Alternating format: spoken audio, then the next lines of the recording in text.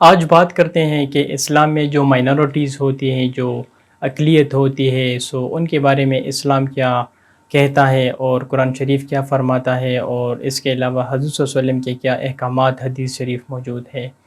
یہ ایک کافی important topic ہے، کیونکہ آپ کو پتہ ہے اس وقت دنیا میں جو سب سے ایک فیمس سسٹم ہے جو مغرب کے ویلیوز ہیں، جسے ہم ڈیموکریسی کہتے ہیں، جمہوریت کہتے ہیں۔ اس وقت زیادہ تر کنٹریز میں جمہوریت ہے، اور جسے ہم ڈیموکریسی کہتے ہیں۔ پاکستان میں بھی وہی سسٹم ہے جو کہ ہم نے برٹش سے لیا تھا، اور اب ہم اس کو جو ہے وہ فالو کر رہے ہیں۔ ڈیموکریسیز کے اندر فریڈم آف سپیچ، بات کرنے کا اختیار ہوتا ہے آپ کے پاس۔ اس کے علاوہ جو مائنورٹیز ہوتے ہیں آپ کے کنٹریز کے اندر، فار ایگزامپل پاکستان میں جو ہے وہ زیادہ تر مسلمز ہے، اکثریت مسلمانوں کی ہے، وہ میجورٹی میں ہے۔ لیکن اس کے علاوہ ہمارے پاس کرسچن ہے، ہمارے پاس احمدیز ہے، ہمارے پاس باقی جو ہے وہ ہندوز ہے، ہمارے پاس بہت سارے اور جو ہے مذاہب سے ریلیٹڈ لوگ ہیں۔ ان کی تعداد کم ہے، لہٰذا ان کی تعداد کم ہے، جمہوری جو کنٹریز ہوتے ہیں ان میں ان لوگوں کو ہم کہتے ہیں اکثریت، اقلیت کہتے ہیں، جو کہ مائنورٹیز میں ہوتے ہیں۔ ان کو ہم مائنورٹیز بھی کہتے ہیں، اردو میں ہم ان کو اقلیت بھی کہتے ہیں۔ پاکستان میں آپ کو پتہ ہے کہ اقلیتوں کے ساتھ بہت برا سلوک کیا جاتا ہے، اور یہاں تھوڑی سی بات ہوتی ہے، ہم ان کے ٹیمپلز، جو ہندوز ہوتے ہیں ان کے ٹیمپلز بھی توڑ دیتے ہیں۔ آپ نے کرک میں واقعہ دیکھا ہوگا، آپ نے کراچی میں دیکھا ہوگا۔ ان کے ہم بتوں کو پھر باہر گرا دیتے ہیں، اور اسی طرح کرسچن کے ساتھ بھی بہت سارے ایسے واقعات آتے ہیں جس کو ہم جو ہے ان کے ساتھ جو ہے وہ برا سلوک کرتے ہیں، اور اسی وجہ سے وہ پاکستان کو چھوڑتے ہیں، کینیڈا شفٹ ہوتے ہیں یا باقی کنٹریز وہ شفٹ ہوتے ہیں، تاکہ وہاں پر وہ اپنی ورشپ کو جاری رکھیں اور وہاں پر ان کے ساتھ فریڈم ہو۔ لہٰذا ہم اسی وجہ سے کرتے ہیں کہ ایک تو ہمارے پاس جو صحیح اسلامک کی تاریخ ہے اس کے بارے میں ہمیں کوئی علم نہیں ہے۔ اس کے علاوہ ہم قرآن شریف کو خود سٹڈی نہیں کرتے، کچھ اور لوگوں سے سنتے رہتے ہیں، اور وہ جس طرح آپ کو بتاتا ہے آپ اسی طرح اس پر یقین کرتے ہیں۔ آپ خود اسلام کو سٹڈی نہیں کرتے، اسی وجہ سے مس انٹرپریٹیشن بہت زیادہ ہے ہماری سوسائٹیز میں، اور ہمیں اندازہ نہیں ہے کہ صحیح اسلام کیا ہے، حضور صلی اللہ علیہ وسلم کے تعلیمات کیا تھے، انہوں نے کیا حقوق دیے تھے اقلیتوں کو، خلفائے راشدین نے کیا کیے تھے، ان کے ٹائم میں ان کے ساتھ کیا کیا ہوا تھا۔ اس لیکچر میں زیادہ تر ان پر بات کروں گا کہ اسلام میں اقلیتوں کے حقوق کیا ہے۔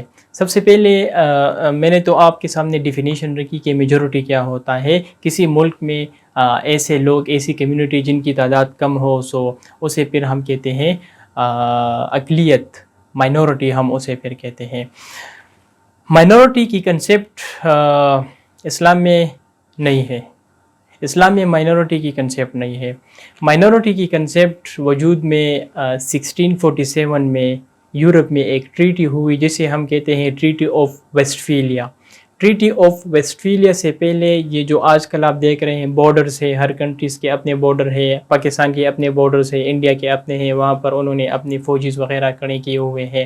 آپ بارڈر کو کراس نہیں کر سکتے، اگر آپ کسی ملک کے بارڈر کو کراس کریں گے اس کے لیے آپ کو جو ہے انٹرنیشنل لا کے مطابق آپ کے پاسپورٹ ہونا چاہیے، ایمبیسی کو آپ اپروچ کریں گے، اس کنٹریز کے پاس آپ کا ڈیٹا ہونا چاہیے۔ اس ٹریٹیز کے ساتھ نیشنلزم کا کنسیپٹ وجود میں آیا۔ نیشنلزم کیا ہوتا ہے کہ فار ایگزامپل میں پاکستانی ہوں، میں پاکستانی ایک نیشنل ہوں، میرے اندر پاکستان کا ایک وہ ہوگا کہ یہ میری نیشنلٹی ہے۔ یورپین برٹش والے وہ خود کو جو ہے وہ سمجھتے ہیں، امریکن جو ہے وہ ان کی نیشنلٹی ہے، جو عربین کنٹریز ہیں وہاں پر جو لوگ بستے ہیں ان کی جو نیشنلٹی ہے وہ ہے عرب۔ ہر کنٹریز میں جو لوگ رہتے ہیں پھر اس ٹریٹی کے بعد نیشنلزم کا کنسیپٹ وجود میں آیا۔ اس نیشنلزم کنسیپٹ میں کافی تباہی بھی مچائی، اور اسی وجہ سے بچائی۔ اگر آپ فرسٹ ورلڈ وار سٹڈی کریں گے، سیکنڈ ورلڈ وار سٹڈی کریں گے اس میں جو ہے اس کے جو مین ریزنز تھے تو وہ یہ تھے کہ نیشنلزم کی وجہ سے ریسزم کی وجہ سے جو ہے یہ جنگیں ہوئی. پہلی جنگ عظیم کی میں تھوڑی سی آپ کو بتا دیتا ہوں کہ اس ٹائم ایک ہیزبک امپائر ہوا کرتا تھا جو آسٹریا اور ہنگری سے ملا ہوا ایک امپائر تھا. ان کا سربیا کے ساتھ ایک مسئلہ تھا. ان کے بیچ ایک جگہ تھا ایک جسے آج ہم بوسنیا کہتے ہیں. سو بوسنیا میں سربیا کے بہت سارے جو ہے کروٹس جسے ہم کہتے ہیں ان کے نیشنلسٹ تھے, ان کے ریس سے ریلیٹڈ لوگ تھے. سو سربیا چاہتا تھا کہ بوسنیا اس کے انڈر ہو جائے اور اس کا پارٹ بن جائے, لیکن on the other hand Habsburg empire یہ نہیں چاہتا تھا اور اس نے بوسنیا پر قبضہ کیا. سو اس کے درمیان یہ کنفلکٹ چل رہا تھا. پھر جو آسٹریا ہنگری کا ایک امپائر تھا, اس کا ایک بھائی تھا آرٹ ڈیوک فرڈیننڈ, انہوں نے بوسنیا جو ہے سراجیوو وزٹ کیا اور پھر سربیا سے ایک نیشنلسٹ تھا جس کا نام تھا گیوریلو پرنسپ. سو انہوں نے وہاں جا کر اس کو کل کیا, جس کے بعد پھر چونکہ ہیزبرگ امپائر کا جرمنی کے ساتھ الائنسز تھا تو پھر پہلی جنگ عظیم جو ہے وہ شروع ہوئی. سو پہلی جنگ عظیم کی وجہ بھی یہ نیشنلزم اور ریسزم کائنڈ آف چیزیں جو ہے یہ اس کی وجہ تھی. دوسری جنگ عظیم کی بات کرتے ہیں کہ جو ہٹلر تھا جرمنی میں, سو وہ ریسزم پر بیلیف کرتا تھا اور وہ ان کا یہ بیلیف تھا کہ جو جرمنس ہے وہ بائی برتھ جو ہے وہ آرینس تھے. آرین کچھ لوگ تھے, ایک کمیونٹی تھی جو یورال ماؤنٹن سے یورپ مائیگریٹ ہوئے تھے. سو وہ سمجھتا تھا کہ جو جرمنس ہے سو وہ سپیریئر ہے باقی لوگوں سے, وہ سپریورٹی پر یقین رکھتا تھا کہ وہ سپیریئر ہے اور باقی انفیریئر ہے. اسی وجہ سے خاص کر وہ جو جیوش تھا سو ان کے خلاف انہوں نے کافی پرسیکیوشن کیا. ہولوکاسٹ کا آپ نے سنا ہوگا جس میں انہوں نے تقریباً 60 لوگوں کا قتل عام کیا. کنسنٹریشن کیمپس انہوں نے بنائے اور اس کو بروٹلی جو ہے وہ کل کیا. سو مسئلہ یہ ہے کہ یہ نیشنلزم کے ساتھ ساری چیزیں ہم نے دیکھی. اسی طرح پاکستان کو آپ دیکھ لیں, سو 2 نیشن تھیوری کی وجہ سے یہ جو ایک زمین تھی جس پر لوگ رہتے تھے, سو ایک پاکستان کنٹری وجود میں آئی اور ایک انڈیا وجود میں آئی نیشنلزم کی وجہ سے. آج ہم پاکستانی جو ہے وہ ایک نیشنل ہے اور وہ دوسرا نیشنل ہے.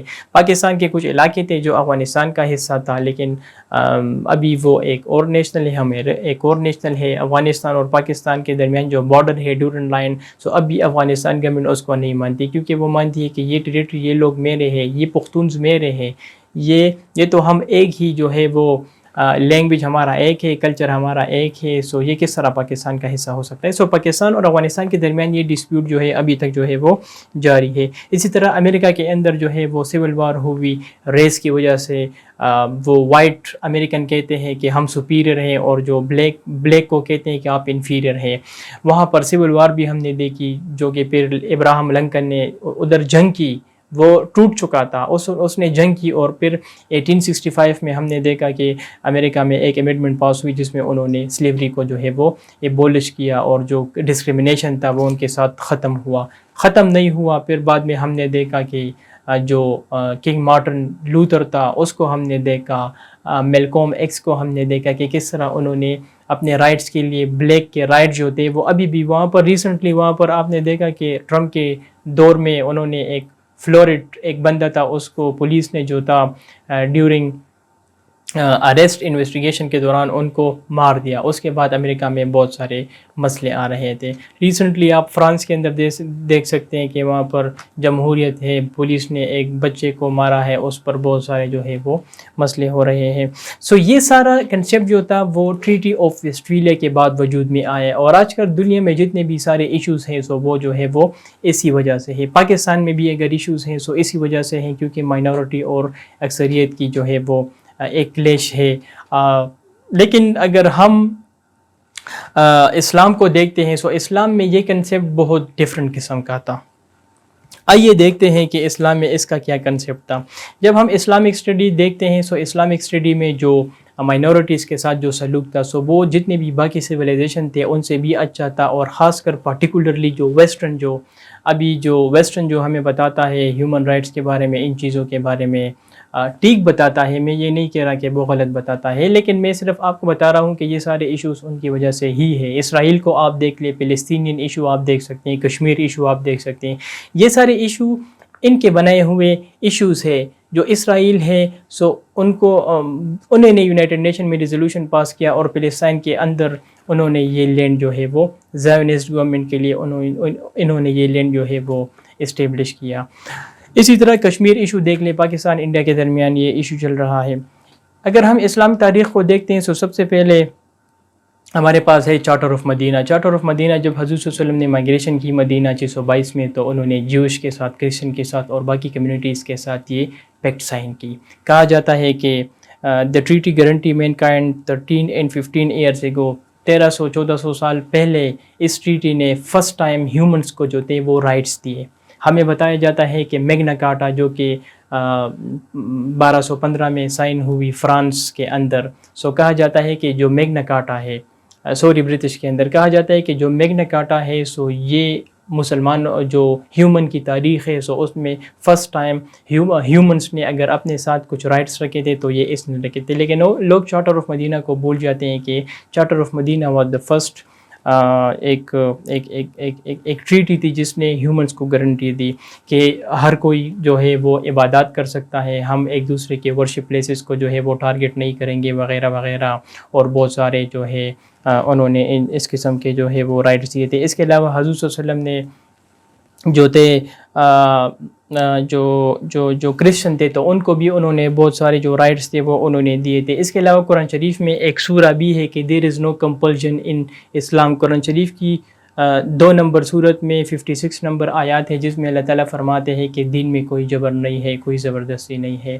سو یہ آپ اسی لیے بتا رہا ہے کہ اگر کوئی مائنورٹیز ہو، وہ کوئی اور مذہب کو سپورٹ کر رہے ہیں، so you don't have any right to compel them and to forcefully convert them into اسلام.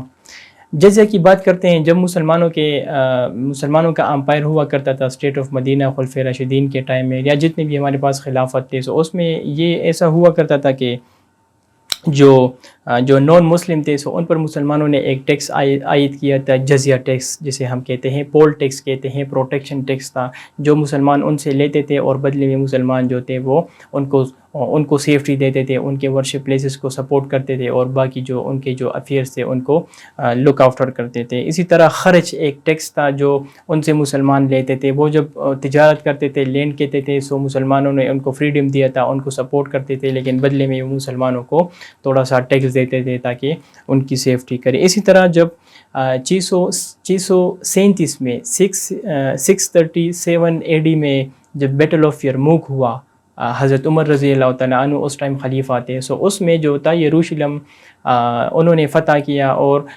پھر وہاں جو پیٹریارک تھا جس کا نام تھا سوفرونیس، تو انہوں نے کہا کہ جب تک عمر نہیں آئے گا میں سرنڈر نہیں کروں گا. سو عمر رضی اللہ تعالیٰ عنہ پھر اپنے غلام کے ساتھ ادھر جاتے ہیں، یروشلم جاتے ہیں، اور وہاں پر وہ پیکٹ آف عمر کرتے ہیں، کرسچن کے ساتھ پیکٹ کرتے ہیں کہ ہم آپ کو سیفٹی دیں گے، ہم آپ کے جو عبادت خانے ہیں ان کو پروٹیکٹ کریں گے، آپ کے ساتھ کوئی بھی ظلم نہیں ہوگا. اس پیکٹ کے بعد عمر رضی اللہ تعالیٰ عنہ نے جوش کو بھی اجازت دی، جو کہ رومن نے ان کو 70 AD میں یروشلم سے نکالا تھا. اور اکارڈنگ ٹو جیوش ہسٹری کہ 2000 سال کی پرسیکیوشن میں عمر کا جو ٹائم تھا سو وہ ایک گولڈن ٹائم تھا جوش کا.